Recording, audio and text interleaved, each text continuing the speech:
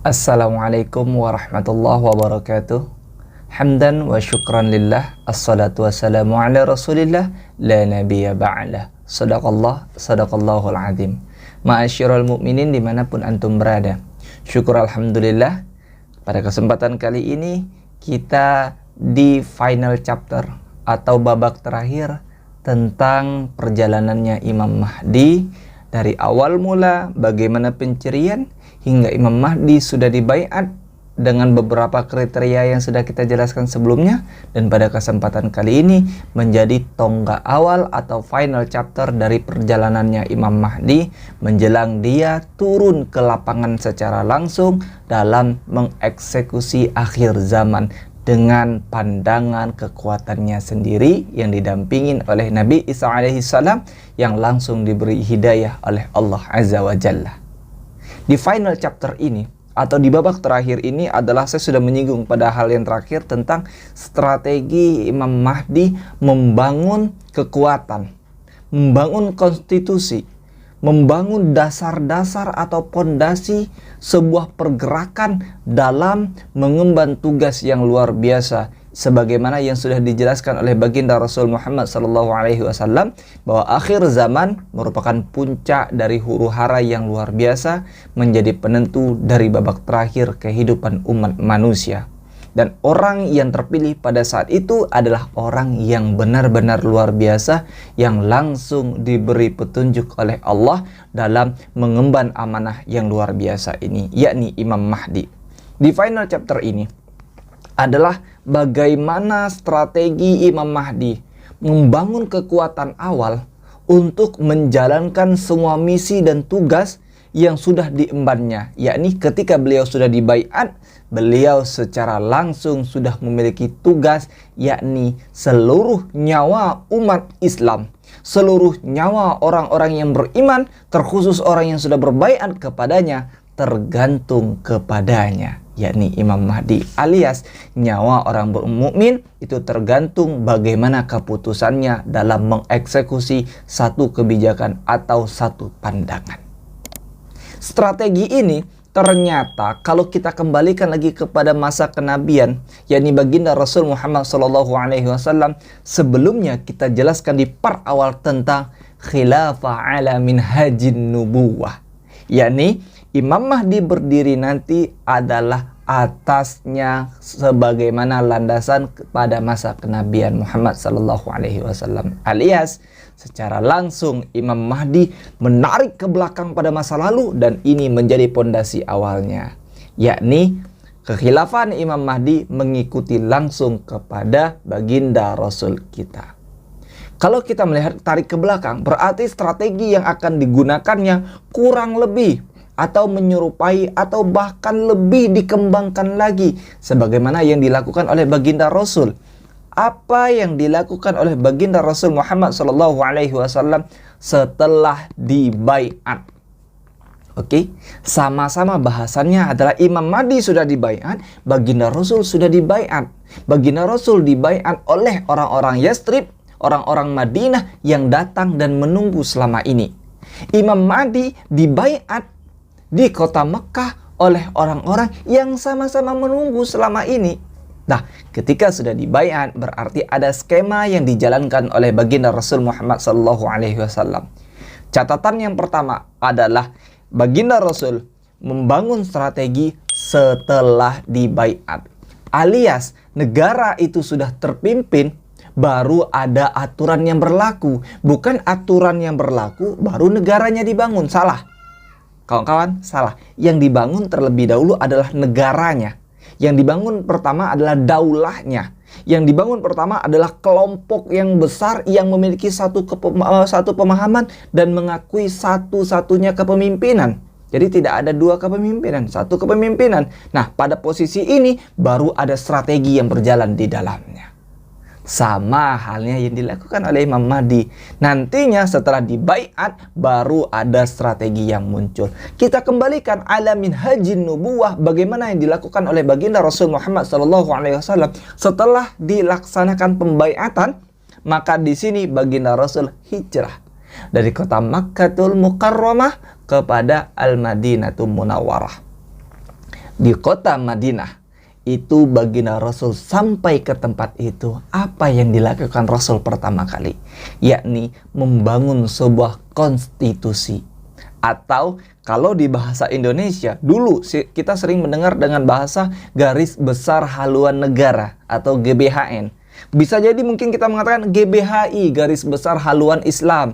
Atau mungkin mengatakan undang-undang dasarnya Islam seperti apa nantinya. Kalau negara Indonesia, Undang-Undang 45. Nah, apakah ini berlaku? Jelas, baginda Rasul Muhammad SAW membangun konstitusi pertama kali di dunia yang menjadi tonggak awal perubahan peradaban umat manusia secara utuh dan secara kafah, tentang bagaimana manifestasi politik, tentang bagaimana tindak tanduk kepemimpinan agar semua berjalan dalam satu barisan dan satu kelompok. Padahal pada dasarnya mereka dari berbagai macam latar. Tidak satu kelompok saja, berbagai macam latar belakang. Dan ini baginda Rasul ketika sampai di Madinah, baginda Rasul langsung memetakan kekuatan. Bagaimana Rasul memetakan kekuatan? Pertama, baginda Rasul Muhammad SAW itu memecah unsur-unsur yang berada di kota Madinah ini ada berapa? Pada saat itu muncul 3 unsur yang paling kuat atau 3 kelompok yang paling besar. Pertama, yaitu kelompoknya muhajirin atau orang yang hijrah dari kota Mekah, yakni para sahabat baginda Rasul Muhammad SAW. Kelompok yang kedua, yakni kelompok Ansor, yaitu orang-orang yang menunggu atau orang-orang yang beriman yang berada di kota Yastrib, atau bisa dikenal orang-orang yang menolong kedatangannya baginda Rasul. Orang-orang Ansor tersebut adalah orang-orang Madinah yang sudah beriman. Dan kelompok yang ketiga yaitu para kaum musyrik, yang pada kesempatan itu banyaknya dari golongan orang-orang Yahudi. Di sini Rasul sudah mengetahui ada 3 kelompok besar, dan 3 kelompok ini memiliki dinamika pemikiran tersendiri, latar belakang tersendiri, sehingga pola yang dikembangkan nanti pasti berbeda sesuai dengan kelompok masing-masing. Baginda Rasul adalah orang yang visioner, orang yang memiliki visi jelas dengan satu tuntunan yang diajarkan oleh Allah Azza wa Jalla. Setelah baginda Rasul mengetahui ada 3 unsur utama tentang bagaimana membangun strategi, dari 3 unsur pertama tadi Rasul memecah lagi. Dari 3 unsur ini kita harus tahu ada kesamaan atau tidak, atau bagaimana cara menopang kekuatan. Baginda Rasul Muhammad SAW ketika membangun daulah Islamiyah yang pertama kali, yakni di kota Madinah, Rasul langsung membuat skala prioritas. Strateginya, ketika sudah mengetahui 3 kelompok besar orang-orang yang berada di sekeliling kita, Rasul langsung membangun skala prioritas yang harus diantisipasi. Pertama, yaitu musuh yang paling tinggi yang menjadi prioritas operasi jihad. Siapakah mereka? Yakni orang-orang kafir Quraisy, atau dari orang-orang sekitaran kampung Nabi kita Muhammad SAW, yakni kafir Quraisy yang berada di kota Makkah. Ini adalah orang pertama atau skala prioritas yang paling tinggi yang harus diwaspadai dan harus kita jihad sesegera mungkin, karena mereka dari golongan-golongan baginda Rasul tersendiri, alias ada orang-orang terdekat baginda Rasul yang sudah mengenal Rasul dari kecil. Ini sangat diwaspadai, mengingat jika mereka ini bergerak, khawatir Madinah akan kocar-kacir. Skala prioritas yang pertama yang harus diwaspadai. Yang kedua, baginda Rasul menempatkan posisi yaitu musyrik Ghatafan, Hawazin dan lainnya yang letaknya jauh dari kota Madinah, alias sekutu-kutu atau orang-orang yang berada di luar kota Madinah, sekeliling Madinah, atau orang-orang yang jauh dari Madinah, suku-suku yang berkembang di sekitar sana. Dan ini dikhawatirkan adalah menjadi tindak lanjut dari orang kafir Quraisy Mekah mengajak para sekutu Madinah untuk menghancurkan Madinah, alias berada di kota tengah. Pertama yang dikhawatirkan adalah musuh dari kafir Quraisy. Kemudian Rasul langsung mengetahui memetakan sekeliling kota Madinah, orang-orang suku-suku yang berkembang di sekitarnya yang di luar kota Madinah, sehingga itu menjadi prioritas kedua dalam antisipasi musuh yang ingin menyerang. Yang ketiga adalah kaum musyrik yang berada di sekitaran kota Madinah, alias orang-orang yang berada di sekeliling yang paling dekat. Bukan berarti orang tadi adalah orang-orang yang jauh yang membangun klan atau membangun sekutu. Nah, yang ketiga adalah Rasul mewaspadai orang-orang yang paling dekat dengan kota Madinah. Dan yang terakhir, yang keempat adalah baginda Rasul mewaspadai orang-orang Yahudi atau orang-orang musyrik yang berada di kota Madinah itu sendiri. 4 skala prioritas yang wajib diantisipasi mengenai tentang tindak tanduk keberlangsungan dakwah umat Islam. Daulah Islamiyah diwaspadai dengan 4 golongan ini yang baginda Rasul memetakan itu semua secara rinci. Sehingga baginda Rasul tahu bagaimana tindak tanduk yang harus kita lakukan selanjutnya. Di sini Syekhul Islam Ibnu Taimiyah berkata, pada saat itu di dalam Madinah dan sekitarnya terdapat 3 kelompok orang Yahudi, yaitu Bani Qainuqa, Bani Nadir, dan Bani Quraidah. Bani Qainuqa dan Bani Nazir adalah sekutunya dari kaum Khazraj yang sebelumnya sudah kita bahas lebih jauh. Sementara Bani Quraidah adalah sekutunya dari suku Aus atau dari kaum Aus. Sehingga baginda Rasul Muhammad SAW mengadakan pertemuan langsung kepada orang-orang Yahudi tersebut. Karena baginda Rasul kan dengan orang Muhajirin sudah berangkat bersama mereka. Dengan kaum Ansar ketika bertemu mereka mengatakan tala'al badru alaina. Allahumma shalli ala sayyidina Muhammad. Jadi ketika itu kaum Ansar pun sudah menunggu kedatangan baginda Rasul, saking bahagianya. Jadi kalau kita baca sejarahnya luar biasa. Ya Allah, semoga kita selalu berada di barisannya umat Nabi Muhammad SAW. Kaum Ansar pertamanya sudah menunggu. Jadi baginda Rasul sudah mengatakan Muhajirin udah di perjalanan. Kaum Ansar udah kita ketemu segala macam. Nah, baginda Rasul apa yang dilakukan selanjutnya adalah bertemu dengan seluruh kelompok atau suku-suku dari orang-orang Yahudi yang berada di kota Madinah, alias seluruh orang-orang musyrik yang berada di kota Madinah. Pertemuan ini agar mereka saling membuat perjanjian. Tidak ada yang iri dengki, tidak ada yang saling bermusuhan, tidak ada yang cerita di belakangnya. Sehingga orang-orang Yahudi sesama orang musyrik, sesama orang kafir memiliki kesamaan satu pandangan dan satu pendapat. Dan tidak ada perpecah belahan di situ. Alias baginda Rasul langsung mengamankan 3 kelompok besar yang berada di kota Madinah. Ini bisa kita lihat pada As-Sarim Al-Mas'ul ala Syaitin Ar-Rasul halaman 61. Ketika baginda Rasul Muhammad SAW sudah bertemu dengan kelompok Yahudi tersebut, keluarlah sebuah istilah yang luar biasa yang menjadi tonggak awal konstitusi dunia, yakni Piagam Madinah, atau kita kenal dengan bahasa Sahifah Madinah. Sahifah Madinah adalah perjanjian mutlak, undang-undang dasar, kalau di Indonesia Undang-Undang Dasar 1945, yakni tonggak awal keberlangsungan negara Republik Indonesia. Sementara pada saat itu baginda Rasul mengatakan adalah Sahifah Madinah adalah tonggak awal konstitusi dunia atau konstitusi Madinah yang menjadi keberlangsungan daulah Islamiyah hingga akhir zaman. Ada kesamaan-kesamaan yang memiliki 47 butir tentang pasal-pasal yang mengikat dan menjaga seluruh umat mukmin dan seluruh orang kafir yang berada di kota Madinah. Luar biasa strategi yang dibangun oleh baginda Rasul Muhammad SAW. Yakni setelah memetakan semuanya, baginda Rasul ikat dengan sebuah aturan.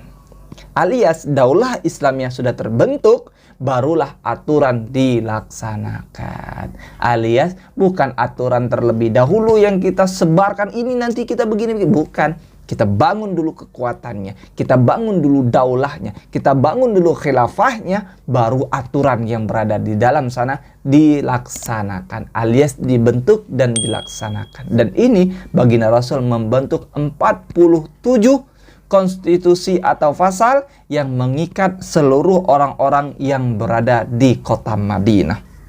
Mungkin kita akan membahas sedikit tentang beberapa pasal yang menjadi kekuatan-kekuatan tersendiri, sehingga atau mengakibatkan orang kafir tidak bergerak semena-mena mereka, alias mereka memiliki tanggung jawab yang sama halnya dengan orang-orang yang beriman. Yakni, kita mulai dengan pasal pertama dan nanti kita kutip beberapa pasal yang paling penting. Pasal pertama adalah baginda Rasul langsung menegaskan kalau di Pancasila kita mengetahui ketuhanan yang Maha Esa. Baginda Rasul Muhammad SAW menjelaskan pada pasal pertama, yakni sesungguhnya ini adalah umat Islam yang berbeda dari komunitas atau dari golongan.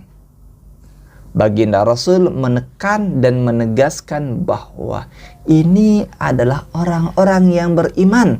Ini adalah orang-orang yang Islam yang tidak sama dengan kelompok manapun dan golongan apapun. Alias unity umat Islam itu adalah satu, berbeda dari semuanya, yakni mengikuti ajaran yang sudah dibawa oleh baginda Rasul Muhammad SAW, yakni Al-Quran dan As-Sunnah.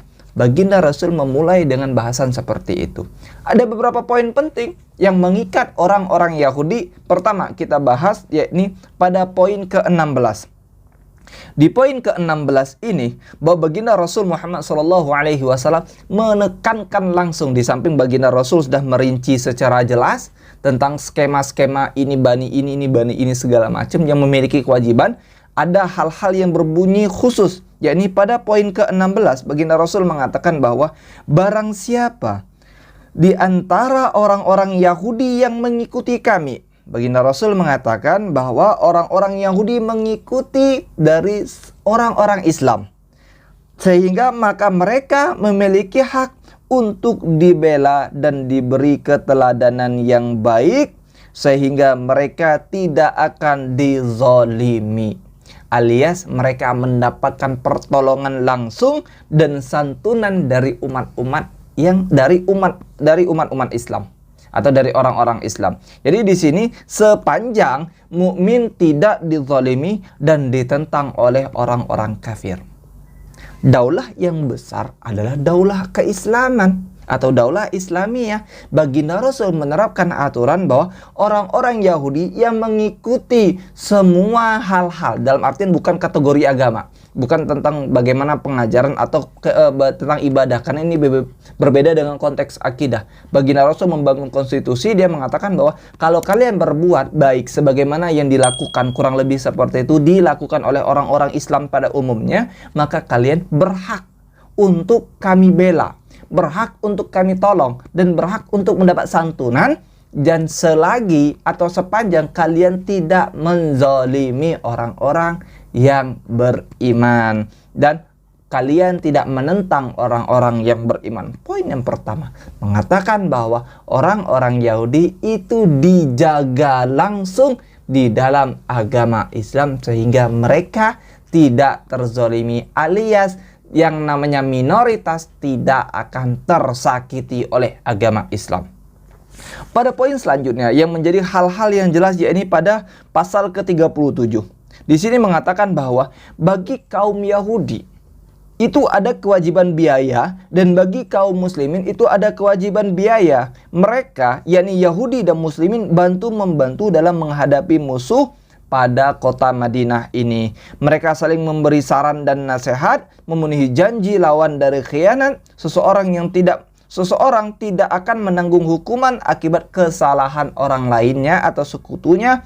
Pembelaan diberikan kepada pihak yang teraniaya, alias semua disamaratakan. Tidak ada perbedaan ketika umat mukmin diberi aturan tentang mereka bayar pajak A, B, C, D segala macam sesuai dengan ketentuan dan untuk keperluan umat, maka sama halnya dengan orang Yahudi yang berada di sekitarnya. Jadi tidak ada hal yang diistimewakan pada poin ini. Baginda Rasul mengatakan semuanya sama rata, semuanya sama rasa dalam keislaman alias dalam daulah Islamiyah. Pada poin ini baginda Rasul mengatakan dan menegaskan kalau yang berbuat bukan kamu, berarti bukan kamu yang dihakimin atau bukan kamu yang diberikan hukuman, alias orang yang melakukannya. Jadi sehingga tidak ada sekutu yang mengkait-kaitkan atau tidak ada yang sesuku yang mengait-kaitkan. Sehingga kalau salah yang suku A, bukan suku A-nya tapi siapa orangnya. dan orangnya itu yang harus diberikan hukuman, alias semuanya sama rasa pada individualnya,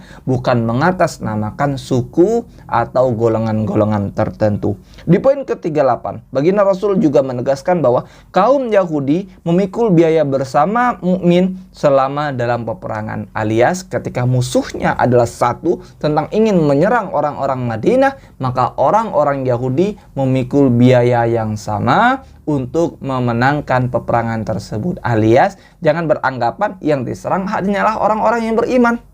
Jadi orang-orang Yahudi tinggal diam, tidak begitu perguso.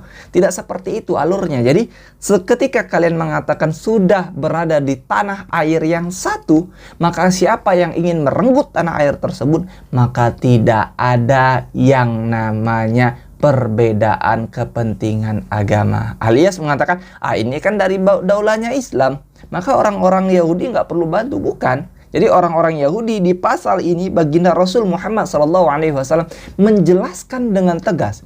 Pada pasal ke-38 atau poin ke-38 baginda Rasul mengatakan kaum Yahudi memikul biaya bersama orang-orang mukmin dalam hal peperangan yang disebabkan orang-orang ingin menghancurkan Madinah. Sederhananya, kalau ada orang luar yang ingin menghancurkan bangsa Indonesia, apakah akan mengatakan hanya orang-orang yang beriman yang harus berperang? Tidaklah. Makanya seluruh aparatur kita itu sama. Ada orang Islam, ada non-Islam, ada orang kafir yang berada di sekitarnya. Itu hal yang biasa. Mengingat kita berada dalam satu tanah air yang langsung dicontohkan oleh baginda Rasul dalam membangun konstitusi Madinah, yakni di dalam piagam Madinah atau Shahifah.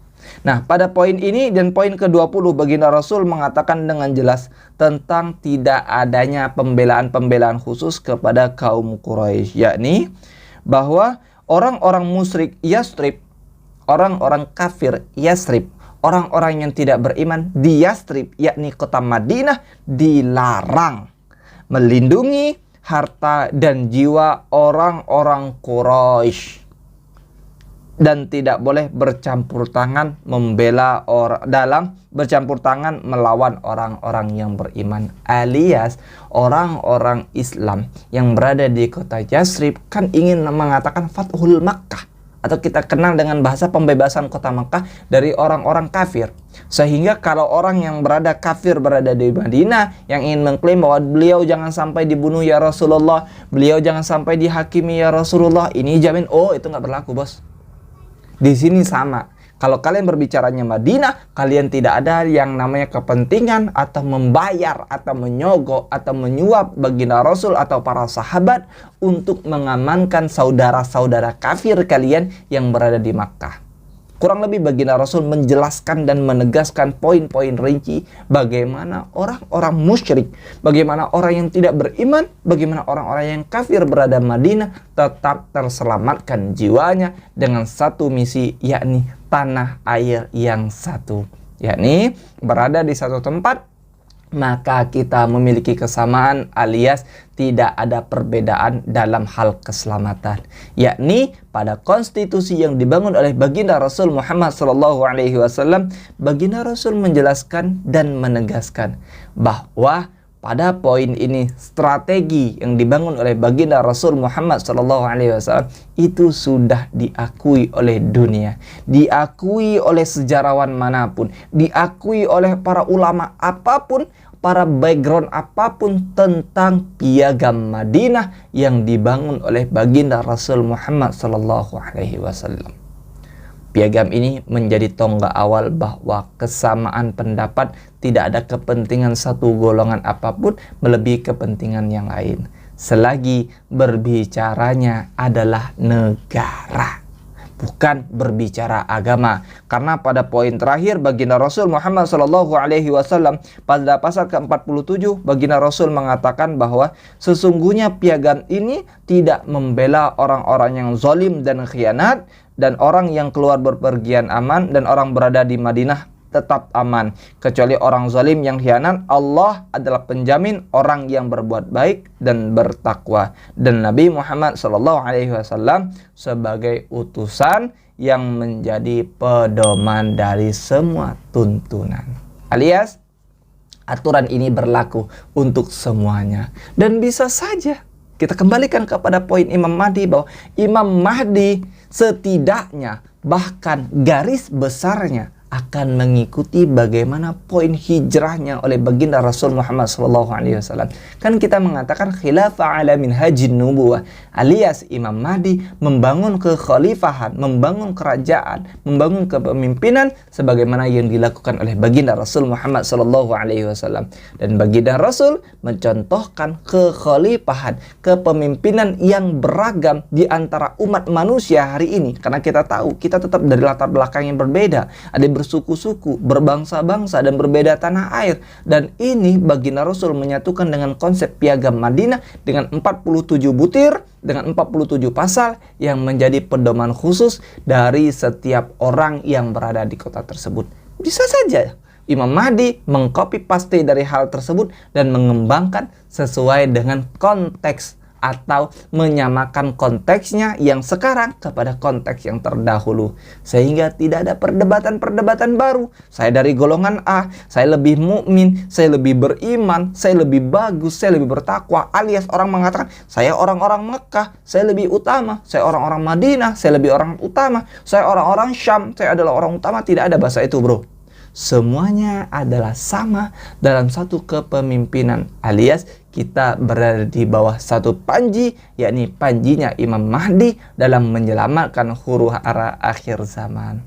Sehingga ini menjadi final chapter atau bagian terakhir tentang bagaimana strateginya Imam Mahdi dalam melindungi kita untuk selalu berada di jalan Allah Azza wa Jalla dan mengikuti tuntunan baginda Rasul Muhammad sallallahu alaihi wasallam. Semoga ini menjadikan kita lebih baik dan mengetahui tentang bagaimana tindak lanjut selanjutnya, yang insya Allah nanti kita akan bahas. Apakah kita akan mempelajari tentang bagaimana huru haranya, atau kita akan mempelajari tentang bagaimana Imam Mahdi bergerak perlahan setelah dibaiat, atau strategi-strategi apa lagi yang dilanjut, nanti kita coba berbicara di komunitas. Syukur, saya ucapkan alhamdulillah sudah menyelesaikan chapter pertama ini tentang bagaimana proses perjalanan Imam Mahdi. Semoga ini bermanfaat dan Allah selalu memberikan kita hidayah. Kepada Allah saya mohon ampun dan kepada manusia saya mohon maaf. Akhirul kalam, Allahumma fiq ila aqwamit thariq. Assalamualaikum warahmatullahi wabarakatuh.